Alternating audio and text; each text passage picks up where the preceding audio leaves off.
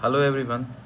ये नीट 2025 का official answer की जो प्रोविज़नल है वो रिलीज़ हो चुका है और आप सब ने ये मैच भी करवा लिया होगा। इवन ओमार शीट जो है आपका करंट ओमार शीट वो भी आ चुका है, तो आपने वो फाइनल जो आपका मार्क्स बन रहा है ओमार के अकॉर्डिंग और ये आंसर के अकॉर्डिंग आपने मैच कर लिया हो। लेकिन कुछ क्वेश्चन में हो सकता है कुछ लोग को डाउट हो, तो चैलेंज करना हो तो चैलेंज कर सकते हो।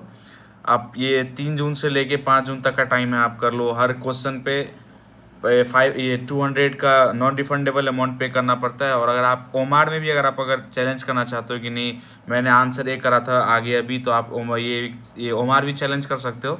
उसमें भी पर क्वेश्चन के 200 रुपीज़ नॉन रिफंडेबल लग रहे हैं, तो आप ये कर सकते हो। लेकिन मैक्सिमम लोग का जो है जो पहले मिलाए थे, जैसे एलन का आंसर किया था उससे लोग मिलाए थे, तो सेम मैच कर रहा है। जिनका जितना मार्क्स आ रहा था उतना ही मार्क्स ये जो एनटीए ने प्रोविजनल आंसर की अपलोड किया उसके अकॉर्डिंग भी मैच कर रहा है। तो देखो आंसर की जो प्रोविजनल आया है, चलो चैलेंज भी करते हैं लोग, है ना। तो चैलेंज करने के बाद वो अपने एक्सपर्टीज से चेक करवाते हैं कि क्या ये बच्चा सही बोल रहा है या नहीं बोल रहा है, तो उसके अकॉर्डिंग वो करेक्ट करके फिर वो फाइनल आंसर की जो होगा वो अपलोड कर दिया जाएगा।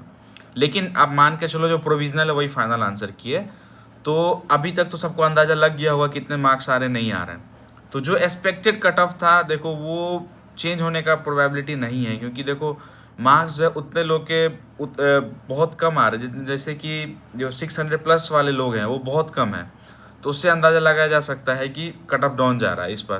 तो इसमें कोई इफ एंड बट नहीं है कि कट ऑफ मतलब जो एक्सपेक्ट करा था सब लोगों ने उससे वेरी करा, ऐसा कुछ नहीं है। कट ऑफ जो सब एक्सपेक्ट कर रहे थे वही आने वाला है। खास करके जो बीएम सर का कट ऑफ है वो हाई प्रोबेबिलिटी है कि वो सही रहता है हमेशा से। तो उनके अकॉर्डिंग तो वही है यार, देखो 500 के अप्रॉक्स कट ऑफ जा रहा है, तो वो जाएगा अभी भी। क्योंकि अभी जिन लोग से मैंने बात करा है, जो जो दो दोस्त लोग मेरे थे, है ना, जूनियर लोग थे, तो कुछ उनसे बात करा तो उनके मार्क्स सेम बन रहे हैं जो एलन के ये आंसर की से आ रहे थे। प्लस कुछ लोगों का ओमार भी गलत हो जाता है। गीता बारी क्या होता है, आप जो मैच करा रहे हो तो वो आप क्वेश्चन पेपर से मैच करा रहे हो, तो आप क्वेश्चन पेपर में क्या टिक कर रहे हो। लेकिन आपका फाइनल जो आंसर आता है, ये मार्क्स जो आता है वो किस बेसिस पे आता है कि आपने ओमार में क्या फील करा, तो वो ज़्यादा मैटर करता है। तो इसलिए कितने लोगों का क्या होता है कि ओमार भी एक दो गलत हो ही जाता है। मैक्सिमम बच्चों का जो ध्यान नहीं रखते हैं ना, जो केयरलेसनेस के साथ ओमार फील करते हैं, उनके लिए है ऐसा। तो देखो मार्क्स उनका 10 नंबर या 5 नंबर घटेगा ही। तो आप मान के चलो कट ऑफ जो है आपका ऑल अराउंड घूम रहा है आपके 500 के अप्रॉक्स में, 500 प्लस माइनस 10। लेकिन आप मान के चलो कि प्लस जाने का चांस नहीं है 500। हाँ, कुछ स्टेट्स हैं जैसे कि सबसे हाई कट ऑफ जाने वाला स्टेट है राजस्थान, फिर उसके बाद बिहार हो गया, यूपी हो गया, है ना। तो इस समय जो है थोड़ा कट ऑफ हाई जाएगा। जैसे राजस्थान का अगर मान लो कि अगर नॉर्मल कट ऑफ अगर 500 के अप्रॉक्स जा रहा है, तो राजस्थान का मान लो 520 चला जाएगा ना, 530 चला, जनरल के लिए बात कर रहे हैं। और अगर ये बिहार का बात करो तो चलो उसका भी 520 के अप्रॉक्स, है ना, 510 टू 520 के अप्रॉक्स बिहार और यूपी का जाता है। क्योंकि ये जो 3 स्टेट है मेनली, वो उनका जो है कट ऑफ बहुत हाई रहता है। उसके बाद हरियाणा, फिर गुजरात का ऐसे। लेकिन जो 3 स्टेट है राजस्थान, बिहार और यूपी, इन स्टेट्स का कट ऑफ बहुत हाई रहता है हर साल के अकॉर्डिंग। तो आप ये मान के चलो कि अगर आपके 500 आ रहे हैं अभी भी ओमार और ये आंसर की मैच करा के, फिर तो आप समझो आप सेफ स्कोर पे हो, आपका सिलेक्शन हो जाएगा इस बार। और देखो जिसका भी 550 के एबव जा रहा है तो आपका रैंक अच्छा आने वाला, आप वेट करो, है ना, रिजल्ट आने दो। रिजल्ट आने के बाद आपको पता चल जाएगा कि हाँ क्या रैंक आना है नहीं आना है।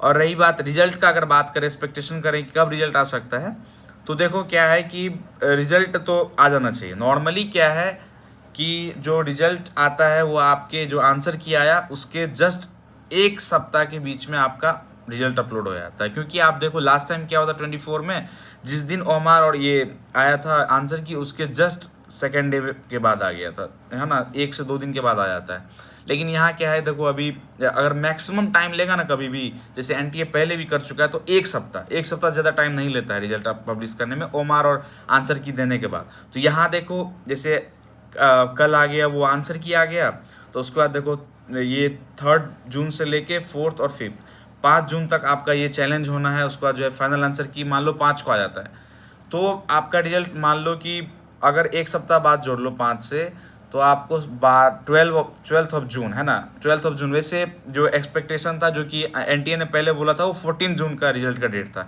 लेकिन आप मान के चलो 14 जून तक आ सकता है, प्रोवाइडेड डैट कि अगर आपका वो जो मद्रास जो स्टे लगवाया है रिजल्ट पे, अगर वो फर्दर कोई ये नहीं करता है। क्योंकि यार देखो अगर वो अभी भी बोलेगा कि नहीं, कि ये अगर कोर्ट से ऐसा नोटिस आता है कि नहीं रिजल्ट पे लगाना ही पड़ेगा बैन, तो फिर रुक सकता है। लेकिन मैक्सिमम प्रोबेबिलिटी ये है कि हो सकता है ये जो कोर्ट का जो फैसला होने वाला है वो उसके अकॉर्डिंग होगा कि आप जो भी बच्चा अफेक्टेड है, विक्टिम है उस चीज़ का, एमपी में हो चाहे फिर मद्रास में हो, उन लोग का रिजल्ट रोक के बाकी का पब्लिश कर दिया जाए।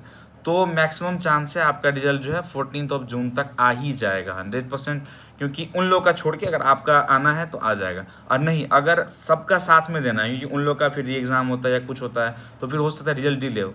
लेकिन अब चांस है रिजल्ट डिले नहीं होगा, क्योंकि अगर आंसर की और ये ओमार मिल गया है तो हो सकता है कि आपके एक सप्ताह के बीच आना नॉर्मल प्रोबेबिलिटी ये होता है। लेकिन मान के चलो 12 जून को नहीं आता तो 14 जून को रिजल्ट आ ही जाएगा।